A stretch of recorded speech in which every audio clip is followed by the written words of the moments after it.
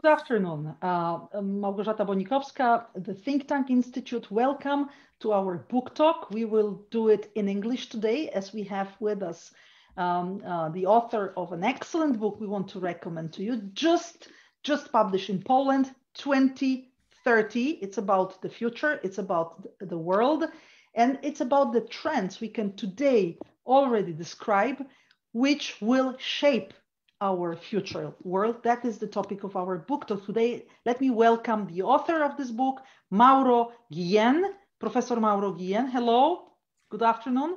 Oh, good afternoon. Thank you so much for inviting me. Thanks for having this talk with us, because Professor Guillen works in the UK, in Cambridge. He's actually a dean of Cambridge Judge Business School. He's a sociologist, political economist, we can say. And the vision you gave us, it's quite exciting, really. I would put the first question maybe, what, in your opinion, what key trends really observed today are really the key in shaping the world of the future? Yes, thank you. Thank you for the first question. And I am a firm believer in that we need to think about how different kinds of trends come together. And in particular in the book, what I argue is that right now we need to pay attention to three very important kinds of trends. We need to pay attention to demographics, so population trends, because as you know, over the last 20 or 30 years, we've seen many important changes, such as the decline of the birth rate or the increase in life expectancy. But it's only now, over the next few years to the year 2030, that we're going to see the full effects of the demographic change. The second set of trends is the economy, is the rise of emerging markets, of course, with all of the implications that that will have, not just for those emerging markets, but for the entire world, for Poland, for the UK, for the Americas, and so on. And then the third category of trends that I think are really, really important for us to watch very carefully has to do with technology. And of course, I'm sure that everybody listening was expecting me to say as much, because technology is all around us, because technology is shaping not just our jobs and the way we learn, but also the way we shop and the way we relate to others, we communicate and everything else.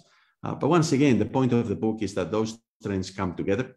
And as they come together, as they coincide in time, then they are essentially producing a huge transformation in the world.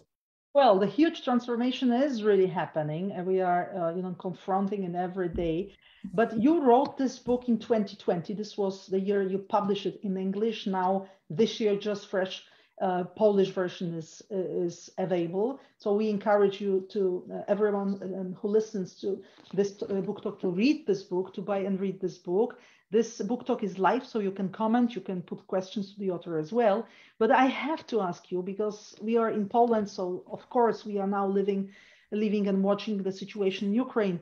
How do you think the new situation which we are confronting right now, because of the war in Ukraine, can really impact these trends you mentioned? Because when you wrote this book, the war was not yet, there. Absolutely. So look, I think this is a very important question to ask. So the book did come out in the month of August of 2020. So that was about 6 months into the pandemic. I had the opportunity of changing some of the analysis in the book.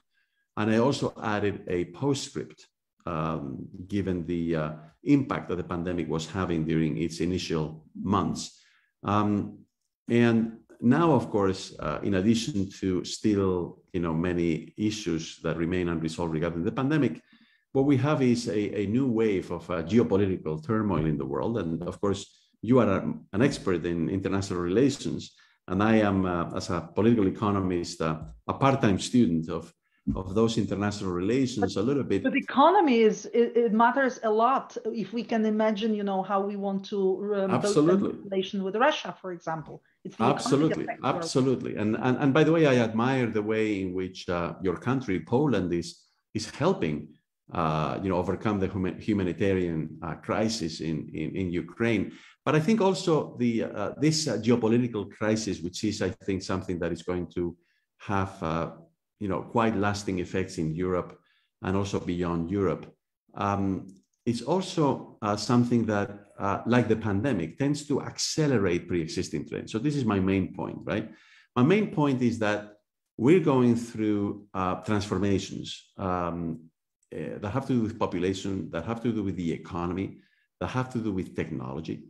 And those transformations are being accelerated. They're happening faster as a result of some of these crises, the pandemic, the invasion of Ukraine, and so on and so forth. And so, in other words, my big regret about the book is that given that things are getting accelerated, the future that I describe in the book in the year 2030, I think now is arriving faster. And so my only regret is that perhaps the title of the book shouldn't be 2030, but rather that it should be 2028 maybe, right?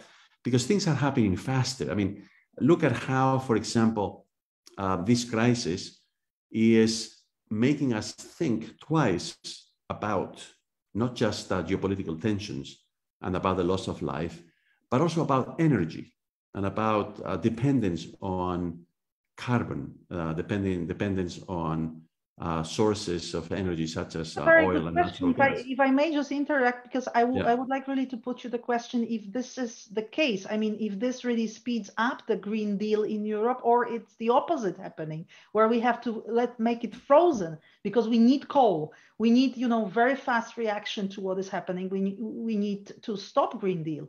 Yeah, that's a great question, and I think it's a little bit of both. So, for example, the fact that prices for oil and gas are now very, very high, that should provide us with more incentives, right, to try to look for alternatives to that.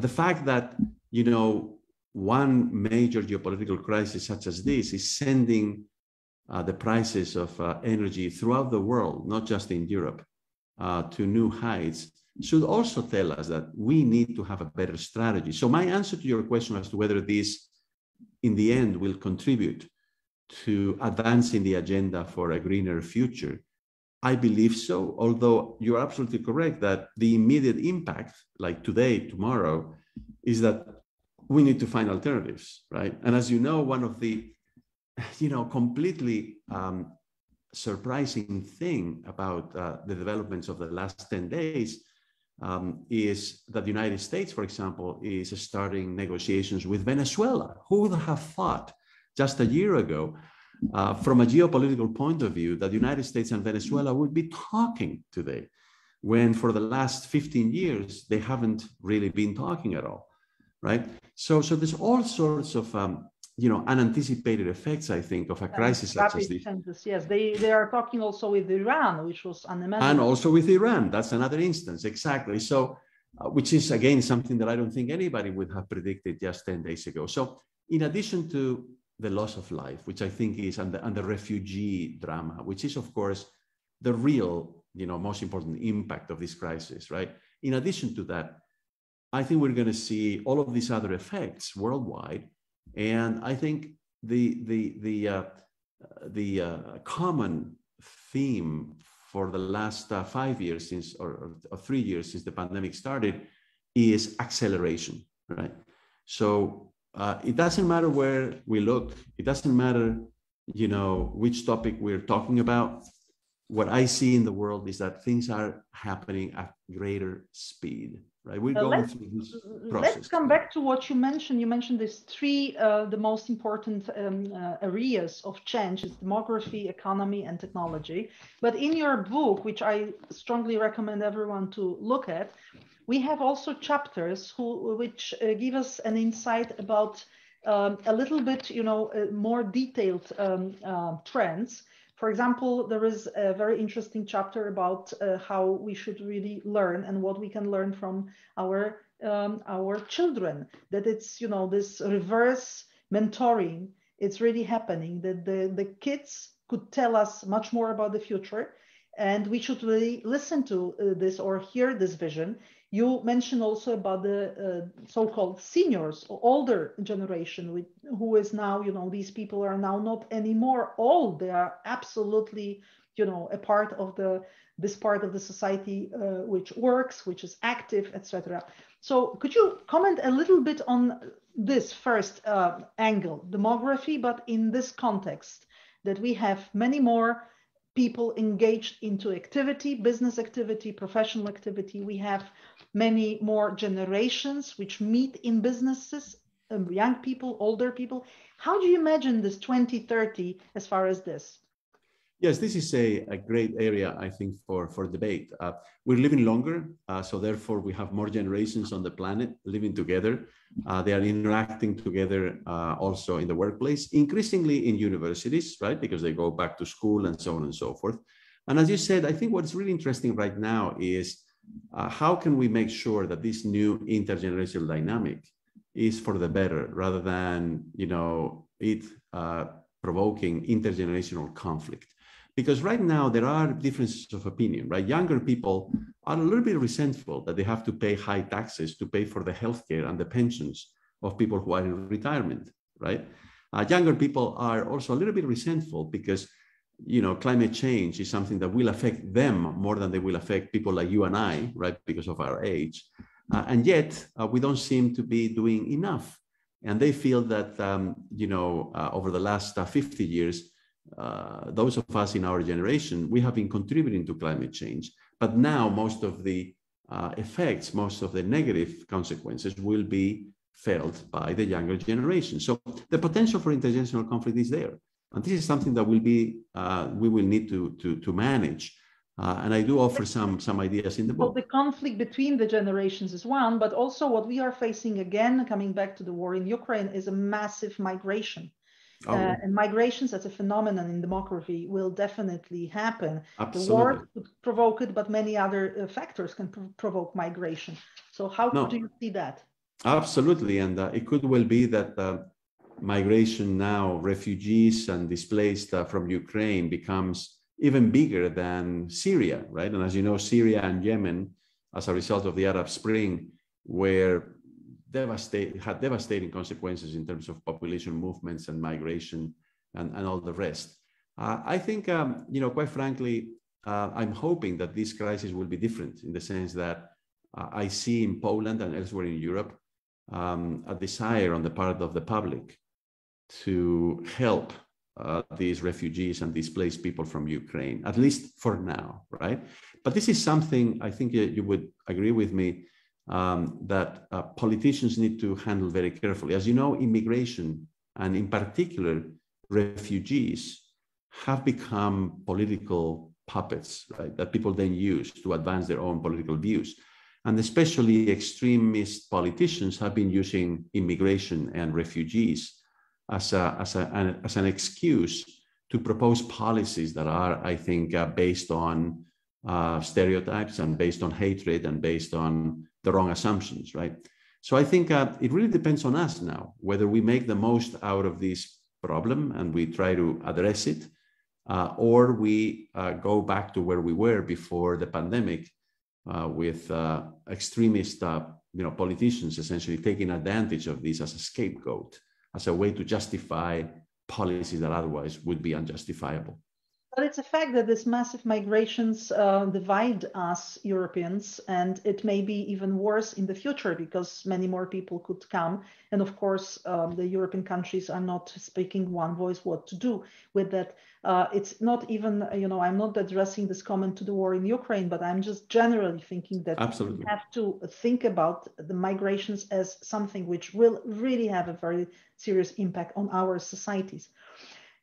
Let's go back to economy, because that's also an interesting part of your book. You mentioned some new phenomena, such as, for example, the phenomenon of not really respecting so much this will of keeping things, accumulating things, having, properties. Maybe younger generation doesn't need all that. Younger people are not so much, willing to possess. They prefer to be free and travel and also work in a different way, work online, work from different places.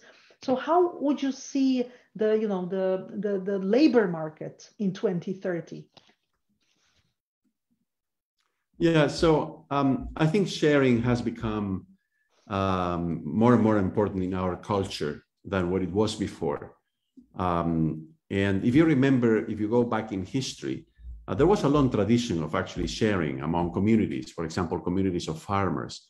But then when industrialization came, we stopped sharing, and we've been essentially building the economy around consumption, mostly individual or family-based consumption. And this was a problem we were seeing as a huge problem of this Western societies, this consumer killing us in a way.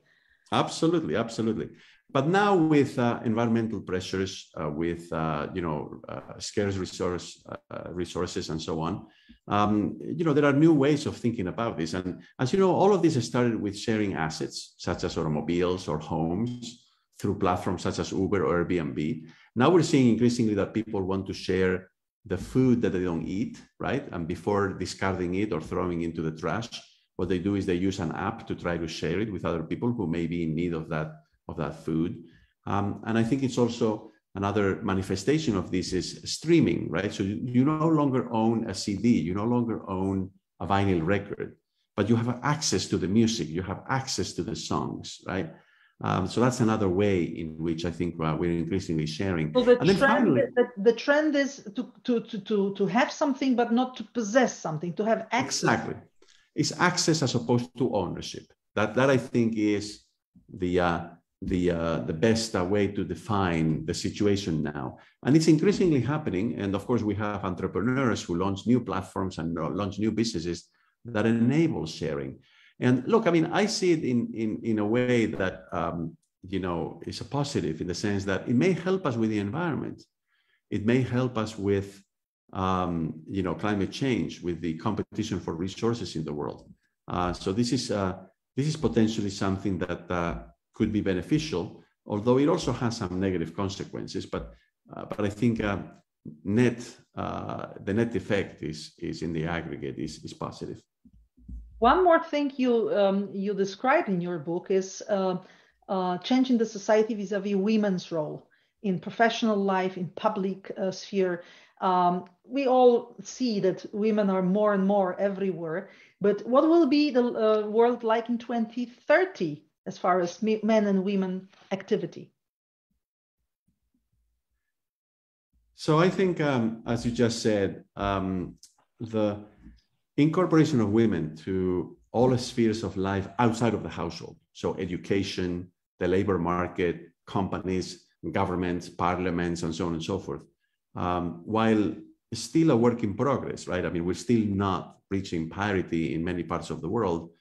I think is one of the most fundamental changes of our time. I mean, there's no question about it, right? And it's still, it must be said, it's very, very fresh, very new, even in Europe. We think it's obvious for now, but it's not a long time that women are so active in professional life. It happened in Europe after the Second World War, actually, in most of the cases. Oh, absolutely. But again, in some parts of the world, there's not enough progress being made, right? With the incorporation of women, with offering women opportunities. But I think it's such an important trend because it changes everything else, right? It changes the workplace, it changes the university, it changes, the way in which households, families are organized. It changes so many things. It also changes, of course, fertility, right? I mean, the number of babies who are being born. It just has consequences everywhere. I think all of those changes are good, right? So don't get me wrong. I think these are transformations that are good. And there are also changes. But there's another thing that worries me about this, which I think one can observe more clearly in the United States rather than in Europe, but it's also true in Europe, which is that there's also major disparities among women. So highly educated women who have career opportunities, they do really well. And increasingly, they're doing nearly as well as men. There's still discrimination, but they're doing well and better over time. But then there's another half of women who have not had enough access to education, or they drop out from school. They're single mothers. They don't have as many resources. And this is especially something that affects certain population groups in the United States, for example. And so, again, we have this world in which we have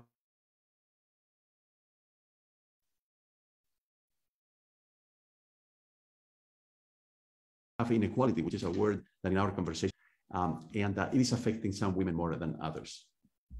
Well, I think, of course, we describe in this case the Western world, But however, this trend is also seen elsewhere globally. Women really slowly in some parts of the world, but still are more and more visible in public life. And that's definitely gives the change. We have a question already on from our audience. It's the question which regards again war in Ukraine.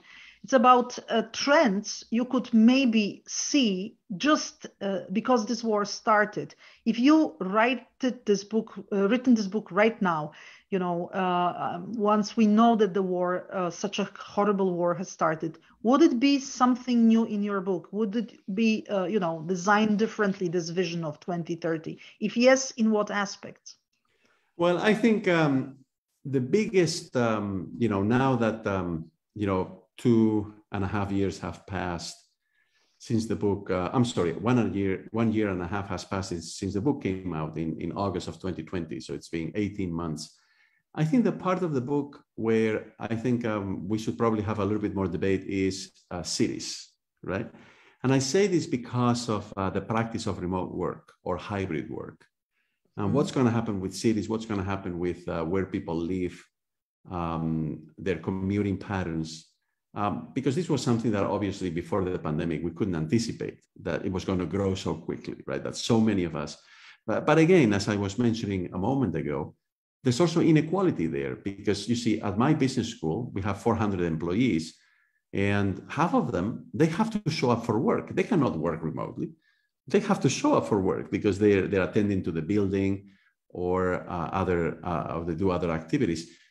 So this whole process of remote work or hybrid work that in the end, I think may change the face of cities around the world. It's also a very unequal process. Some people can benefit from it, other people cannot. But the question was more referring to what's happening in Ukraine and also of this shock we are all under still. If you write the book today, would it be, you know, in any of these chapters we've discussed, would it be something which you would write differently, or you see some new trends maybe which now are appearing? One, you mentioned that everything goes faster, but maybe there is some other element of your vision which will be modified. Well, regarding Ukraine, you mean in particular? And the war generally, and the war. Yeah, well, I think, you know, there's several aspects here that I find highly distressing, right? So one of them is, how is it possible that, you know, even if through sanctions and other means, we find a way of finally bringing this to an end and going back to where we were before, the respect for borders, the respect for neighbors, and so on and so forth. How is it possible that in order to get there, we have to go through this huge loss of human life and all of the refugees and the disruption of their lives, and think about the children and what this is going to mean for them and the trauma that this is probably provoking young children in Ukraine and so on and so forth. I think the other interesting aspect is the role that fake news and fake information is playing, right? Which was also visible earlier. It is not only with the war happening. We have this phenomenon. It has been a while. Absolutely. But it is playing increasingly, it has become, let me put it this way, the management of information through fake news and all of that has become another weapon in war, right? It has become another aspect of armed conflict. And of course, cybersecurity and cyber attacks and all the rest, right? So that is also, I think, as I observe the events unfolding, is something that comes to my mind, right? And then the other big issue, of course, for all of us being here in Europe, is to what extent can we still continue to be united against this aggression? And also maybe what comes to my mind in what scale we are able really to develop still, you know, because when war happens at our borders, all the mindsets and efforts are concentrated on that. While, you know, before that, we were thinking about, as you rightly mentioned, development of new technologies, climate change, and all these big challenges, which can bring the world into a very positive scenario. So my question to you would be now, when we in your book, have this vision, which is quite optimistic, I must say, despite some tensions you are also illustrating. If this can happen while we having politicians, or some politicians at least, who really don't care about this kind of point of view. They just want to expand their countries. They are ready to do disastrous decisions. Yeah, no, absolutely. And look, those politicians don't just exist. I mean, they have a basis of support, right? So they're leaning on some segments of the society who support them. And at the same time, of course, there is opposition. We know there is opposition, but the opposition for years has been repressed. And for years, it's been very difficult for in such a regime, political regime, for the opposition to play a role, the role that it plays in a democratic country. So, at the end of the day, I mean, if I were to be, like thinking about the gravity of the moment that we're seeing now, this is really all about democracy at the end of the day, right? I mean, we all know that democracies where there is opposition, where there's an exchange of ideas and information, they tend to be less aggressive than dictatorships, right? They tend to not launch unnecessary wars, although, of course, there are exceptions, right, to that general pattern. And so I think at the end of the day, this is almost like a referendum on democracy. Are we going to be able to defend democracy here, right? So that it is a form of government so that it is a type of political regime that helps, improve the well-being of people, or as many people as possible around the world. I think at the end of the day, here what's at stake, what we are discussing is the future of democracy. But you rightly say in your book that the future of democracy is very much connected also with this middle class. Larger the middle class, more stable is our system, because if we don't have this middle class economically well off and really large, also the democracy doesn't work properly. So I think it's all connected because now we have to prove that in such circumstances, democracies can deliver better than the authoritarian regimes. And they absolutely. The middle class and the stability, the comfort that it affords is really, really very important. And, again, there's a challenge there, as I note in the book, which is that, well, one of the largest middle classes in the world now is the middle class in China. But China doesn't have a democratic regime.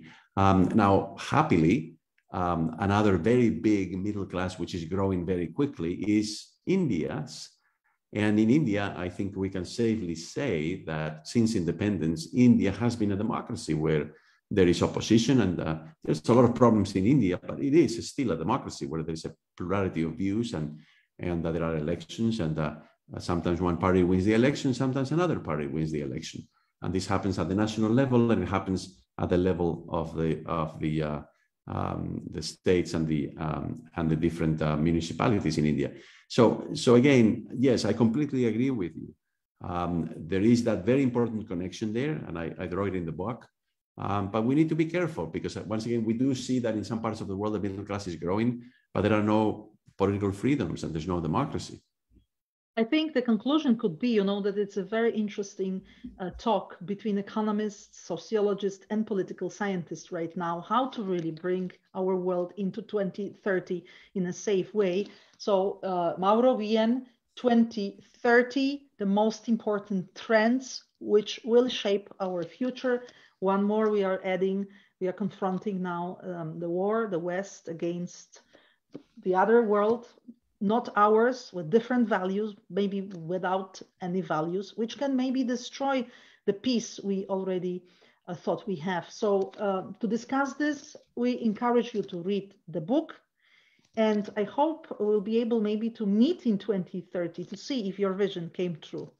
Thank you. Oh, absolutely. And I've only been to Poland once. That was before the pandemic. And I traveled throughout the country, north to south, east to west. And I'm really, really fond of Poland. And I admire your country greatly. And again, I'd like to, as a European, I would like to thank you for the very important role that you're playing right now in this crisis. Thank you for these encouraging words. I hope that we meet in Poland. Professor Mauro Guillen, the Spanish origin, the British professor, Cambridge Business School. Thank you very much for this talk. Oh, thank you for inviting me. It's been a pleasure.